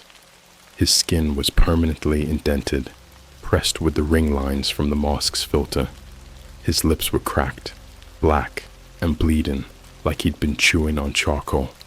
His eyes, man, his eyes looked dead, like he'd seen a world no one should ever look at. I tried to run, but he didn't stop me. He just stood there and whispered, in a voice that wasn't his, "They're sending the air again. I have to listen." I slammed the door behind me and didn't stop running until I was back in my car. I drove like a maniac, didn't even think about reporting it. I just locked myself in my apartment and sat on my couch for hours, holding my keys like a weapon, waiting for something to happen. But it didn't. Not until a week later. I got an envelope in the mail. No postage, no return address, just my name, written in the same handwriting as Evan's package. Inside was a single Polaroid photo. In the photo was me, standing in my living room, from behind, and on the floor, barely visible in the corner, the gas mask. After that, I started hearing radio static every time I tried to sleep. It wasn't coming from my phone or laptop. I made sure of that. It sounded like it was in the walls, like an old military frequency looping through time. And then came the dreams. Same bunker, same girl in the red coat, same voice saying things in German I couldn't understand. Except now, the dreams didn't end when I woke up. I'd blink, and I'd still be hearing the static. I'd go to Starbucks, and every customer's face would be blurred out, like censored war footage. Sometimes, I'd look at my own reflection, and my eyes would be completely black. 3 nights ago, I tried to burn the photo, but it didn't catch. I held a lighter to it for almost a full minute, flame was dancing on the edge of the picture, but the paper didn't curl, didn't even blacken. It was like the photo wasn't part of this world. And then the lighter exploded in my hand. I still have the burns. Doctors said it was a faulty Bic, but I don't believe that. Not anymore. The final straw? I went on Evan's Facebook. It's still active. Still has his old profile pic. Him in a hoodie, laughing, nothing weird. But something changed. He started posting again. Not statuses, photos. One every night at 2:41 a.m. exactly. Each one of someone sleeping. Different people, different rooms, same framing, same angle, all taken from the foot of the bed. But last night, it was me. I was in my bed, completely knocked out, blanket twisted around me. I didn't even know someone was there. The timestamp was exactly 2:41 a.m., and I live alone. I don't know what's happening to me. I don't know what that gas mask really is, or what it did to Evan, but I think whatever it is, it's not from here. It's something left behind, like a fossil from a darker time, not just of war, but of ritual, of sacrifice, of turning a human soul into a conduit. And now it's coming for me. Or maybe I already put it on, and I just forgot to take it off. If you're still reading this, I need you to understand something before we go further. This isn't a story anymore. This is a warning. Everything I've written up until now, the mosque, the dreams, Jesse on the ceiling, the blacked out reflections, the photos, that was just the surface. What I'm about to tell you, it goes deeper, and I mean that literally, because there's a place, a real place, and it's under Berlin, and it's where I lost what's left of my sanity. About 2 weeks after the photo of me sleeping showed up on Evan's Facebook, I started getting messages, but not on Messenger, not on Discord, not even on Signal. I was getting texts on a burner phone I didn't remember owning. It was sitting in my kitchen drawer, next to the takeout menus. At first, I assumed it was an old phone I forgot about, maybe from college or something. But when I plugged it in, the battery was at 66%. The screen lit up, and there was one message thread. All the texts were in German. Most of them were timestamps, coordinates, names I didn't recognize, except one. E.K. Hartmann. I googled it. Apparently Hartmann was the name of a real Nazi biochemist. Experimental stuff. Way off the books. Disappeared in 1945 without a trace. Rumors said he was killed by Allied forces in a lab explosion. Others said he was taken. But one random Reddit post said something else. That he never left. That he had gone underground. Literally. I tried ignoring it. I deleted the messages, turned the phone off, chucked it in the alley trash bin behind my apartment. But the next morning, the same phone was back on my nightstand, right next to a second Polaroid. Me again. Except this time, I wasn't sleeping. I was standing, facing the mirror, wearing the mask. I needed to get out of Chicago, away from whatever this was. I booked a flight to Germany without telling anyone, without packing much. One backpack, one change of clothes, passport. I didn't even buy a return flight. I landed in Berlin on March 22nd. It was gray, cold, and empty. Everywhere I went, people stared, like they knew me. I checked into a small hostel just outside of Neukölln, but I didn't sleep. I couldn't. The lights flickered, even when the power was stable. Radios and cafes kept cutting into static when I walked past. A random man on the subway muttered something under his breath as I passed him. It wasn't until later I realized what he said. Der Atem lebt noch. The breath still lives.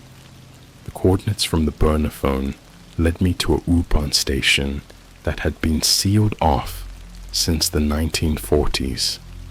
U-Bahn station Siemensstadt. Locals called it the station that breathes. I had to bribe a sketchy maintenance worker with 200 euros just to get inside. He gave me this weird look when I handed him the cash and said in broken English, "You're not coming back up, are you?" I didn't answer. The escalator was long dead, rusted and humming like a creature was sleeping under the metal. I made it halfway down when the smell hit me. Old air. You ever open a crawl space or attic that hasn't been touched in decades? Multiply that by 1,000. It wasn't even rot. It was like trapped time. Like the air had been breathing itself for 80 years and was starving for new lungs. At the bottom of the escalator, the tiles were slick, not with water. Something thicker, and the lights flickered in bursts. Every few seconds, a section of the ceiling would flash white and then go pitch black. But it wasn't random. It was pulsing, like a heartbeat.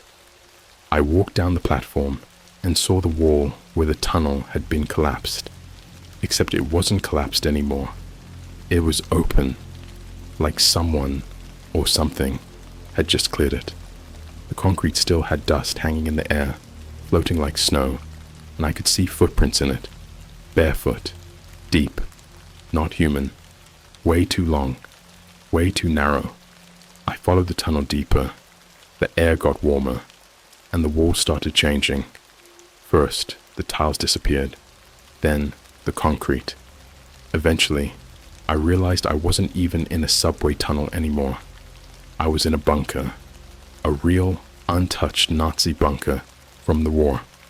The hallway stretched so long that I couldn't see the end, and on both sides of me were rooms, open doors leading into pitch darkness.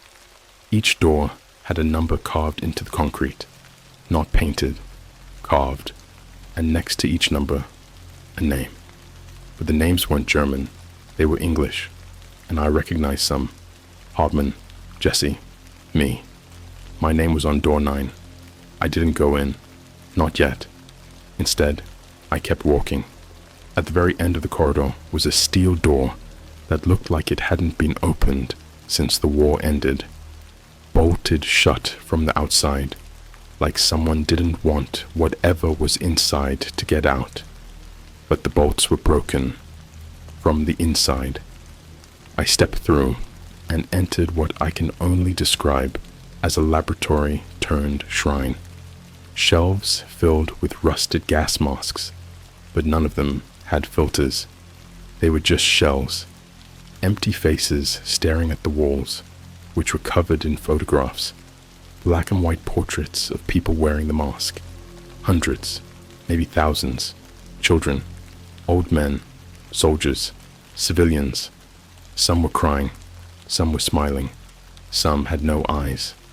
At the center of the room was a chair, not a medical chair, a throne, built from bones and tubes and breathing apparatus. Sitting in the throne, strapped with leather and wires, was a body, dead, long dead, but its lungs were still moving, inflating, deflating, rhythmically, and on its face, melted into the skull, was the original mask, the first one, the one Evan bought. That was just a copy. This was the source. I don't remember collapsing. I don't remember screaming, but I remember what I saw when I blacked out. I saw a field, burned, bodies scattered like leaves, and in the center, a man with no skin walked in slow circles, dragging gas masks by the straps, whispering in 1,000 languages. One of them was mine. I woke up in the hallway, but I wasn't alone. Evan was standing at the far end, holding something in his hand. Another Polaroid. He held it up, and even in the darkness, I could see what was on it. It was him, but his face was just a hole, a void, and I was standing behind him, wearing the mask, holding a lighter to my own chest. He spoke one word before vanishing. Inhale. I made it out. Somehow. The station doesn't exist on any maps now. The entrance is buried under cement. I checked, but I know I didn't imagine it, because when I got back to my apartment in Chicago, the chair from the bunker was in my living room, still breathing, and the mask, it's hanging on the doorknob, waiting. Don't ask me to tell more unless you're really ready to know. The truth isn't hidden, it's waiting. This part isn't going to be easy to write, not because I'm scared. I am, but because I don't know where my memories end and where the mask starts. It's all bleeding together now. I think I'm changing, not just mentally, physically. My gums have been bleeding non-stop for the last 2 weeks. My skin is dry, flaking like it's trying to shed itself. My pupils are too big, even in daylight. I keep hearing this faint hissing behind my ears, like someone breathing into a gas line. I've been recording everything, camera, audio, even handwriting journals in case my electronics start melting again. But no matter what I do, my reflection always lags behind. Sometimes I move, and it doesn't. And the chair, that thing is still in my living room, breathing, every 11 seconds, like clockwork. I've timed it. It never stops, never accelerates, never slows. And when I close my bedroom door at night, I can hear it counting my breaths, syncing with me, trying to match. I haven't touched the gas mask hanging on the doorknob, but I swear it's been moving on its own, a little closer to my bed each night, a few inches, just enough to make me wonder if it's alive or if I'm just losing it completely. I found a slip of paper tucked inside the filter valve 2 nights ago. It was written in some kind of greasy, faded ink that smelled like rust and vinegar. The note said, "They cannot be killed, only worn." I tried to throw it all away again. The mask, the chair, the Polaroids. I put them in a duffel bag, walked 5 blocks to the abandoned construction site off Ashland Avenue, and buried the whole thing in a 6-foot trench under rebar and concrete rubble. I came home, tried to sleep. At exactly 3:14 a.m., I woke up to the sound of breathing, louder than before, but not in the living room, in my closet. I opened it slowly, my heart in my throat, and found the duffel bag sitting there. Open. The mask was gone. That was the night I had the worst dream of my life. It wasn't a dream. I don't know what it was. I wasn't asleep. I was standing in my hallway, but it was longer, infinitely long, and every light bulb above me was swinging like someone had just walked through, fast. At the end of the hallway was my mirror, and in the reflection I could see myself. Except I wasn't wearing my face.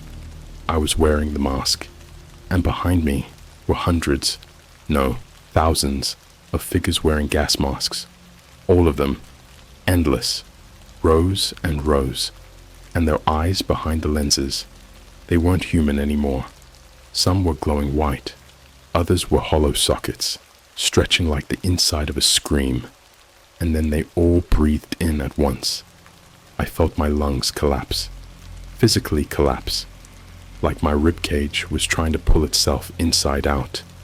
I couldn't scream. My mouth opened, but there was no sound, only breathing, the sound of 10,000 lungs sucking in air that wasn't there. I woke up coughing blood, actual blood. It stained my mattress and soaked through the floorboards.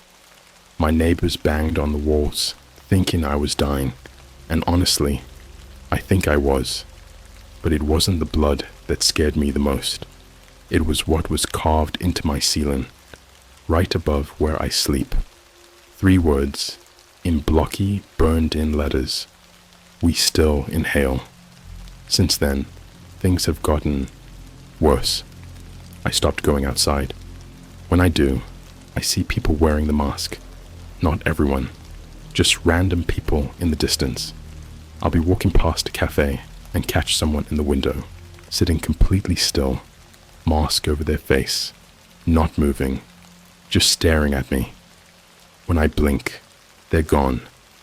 I tried telling people, a priest, a random exorcist I found on Instagram, even a neurologist.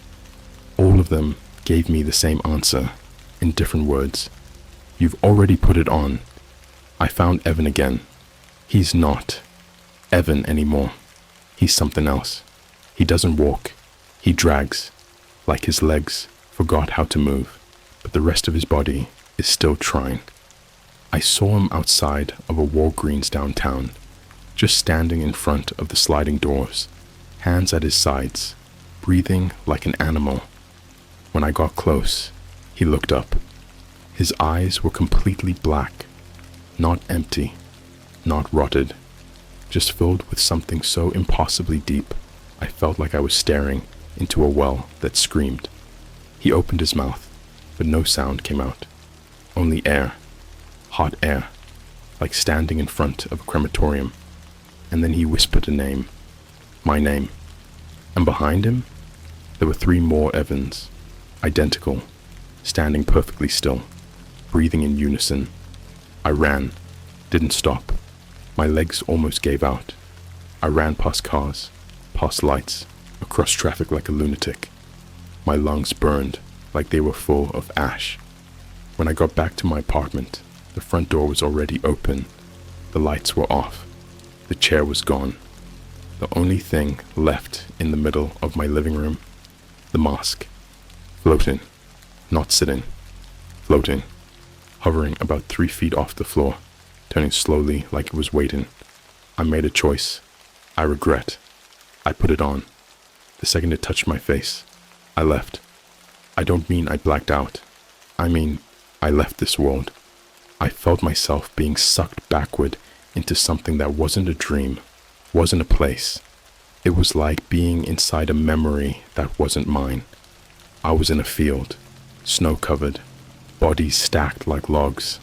I couldn't move. I could only watch. A man stood next to me, wearing a pristine black trench coat and no mask. His face was pale, burned into my memory now. His lips didn't move when he spoke. He said, "We kept the breath alive. You will carry it now." And then he turned to ash. I woke up 3 days later in a public restroom in O'Hare Airport. No phone, no ID, just a note tucked in my shoe. "Welcome home, breather." Every mirror I pass, I see the mask on my face. Not always, just enough to let me know it's still there. I touch my face and its skin, but the reflection shows rubber. I don't think I can take it off anymore. Sometimes when I sleep, I wake up standing at my window, and my handprint is always on the outside of the glass. I've heard rumors on the dark web that there are others, people like me, the breathing ones. We carry it, spread it, without knowing. We're walking air chambers, infection vectors for something older than war, older than humans, something that doesn't need to kill you to destroy you. It just needs you to breathe. And now it's spreading faster. Videos are popping up online. TikToks, YouTube shorts, found footage of people putting on strange masks and never taking them off. Everyone thinks it's viral marketing for a horror movie. It's not. The algorithm is just the new transmission system. The breath is digital now. If you're reading this, it's already too late. You're breathing it in. If you're reading this, stop. Because now, you're part of it. I'm not writing this to warn you anymore. Warnings are useless. The breath is already inside you. There's no turning back, only exhaling. Since the last time I posted, I've gone off-grid. I smashed every camera in my apartment, disabled my Wi-Fi, taped over every speaker and microphone, even microwaved my SIM cards. All of them. I haven't slept indoors in weeks. I rotate between abandoned subway cars, basements of condemned buildings, and rarely used freight elevators in the underbelly of downtown Chicago. But they always find me, because the breath doesn't need eyes. It listens. Every breath you take, it echoes, and something out there is counting. 3 nights ago, I passed out inside an old boiler room under a shuttered daycare off North Clark Street. I'd boarded the place up myself weeks ago. No windows. Triple locked the door. I even sealed the vents with industrial tape. But when I woke up, the tape was peeled back, clean, precise, like it had been undone surgically. And there were boot prints, fresh. In the dust, I'd laid down as a trap. Not human though, too narrow, and cloven at the heel. The way they walked left small drag lines behind the toe, like something was being pulled. The mask was sitting 5 feet from me, upright, balanced, breathing, not fast, deep. It was no longer a gas mask, not really. It had teeth now, not fake ones, grown, long, yellowed, wet and curving inward, as if whatever wore it needed help holding something in. There was a humming sound coming from the inside of the filter now, low and mournful, like someone praying underwater, and something inside it moved. I didn't run. You don't run from fire when you're already on fire. You don't flee the wolves when your blood smells like meat. I just stared, and then it spoke, not aloud, in my head. It said, "You are the chamber now. Let me explain something most people never learn. Air remembers. When people die violently, their last breath is burned into the atmosphere. It stays, like an invisible scar across reality. And these masks, they're not just tools, they're sponges. They collect the breath of the dead, compress it, and replay it over and over and over like a cursed reel. And when you wear it, you don't just smell the past, you live it, you become it." After that night, I started coughing up things. Not blood, not spit. Teeth, not mine. Baby teeth. Yellowed, tiny, human. Some still had roots attached. The worst part, when I went to the hospital, they showed me the X-ray. There was nothing wrong with my mouth. The teeth weren't from my jaw. They were growing in my lungs. I've stopped eating. I can't swallow food anymore. It turns to ash in my mouth. I only drink air now. Just breathe, they said. That's all it takes. And I feel it. Every second. The pressure building behind my ribcage, like something's inflating in there. Something soft and wrong. The veins in my neck pulse in rhythm with the mask's breath, even when it's not around. My vision flickers. I hear sirens that aren't there. Sometimes I speak in languages that I swear aren't from Earth. And the dreams? They aren't dreams anymore. I saw what the masks really are. They're not from the war. The Nazis didn't create them.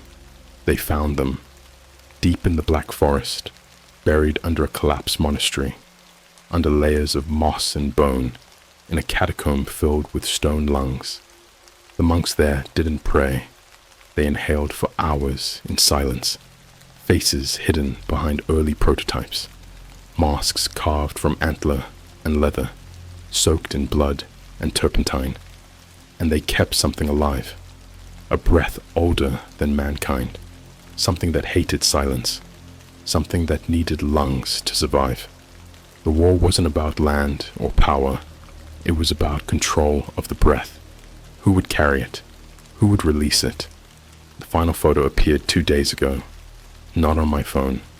On my skin. Burned into my chest like a negative. Charred tissue. shaped like a figure. It's me, standing in front of a mass grave. Everyone in the photo is wearing a mask. Everyone but me. I am smiling. You know what's worse than being hunted? Being used. I'm not the victim. I'm the instrument.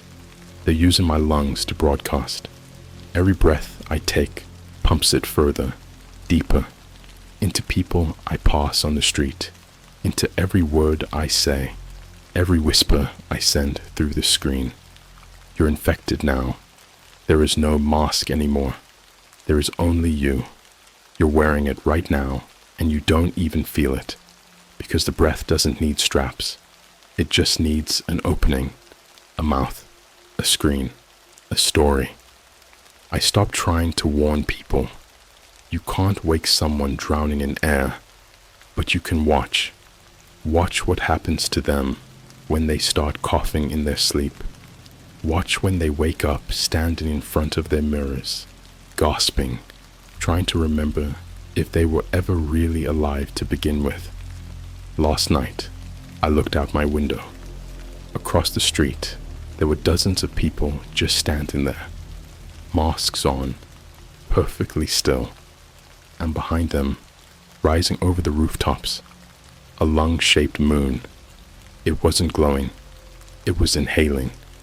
This is my last entry, because there's no more story to tell. I'm not me anymore. I don't sleep. I don't dream. I just breathe. And so do you.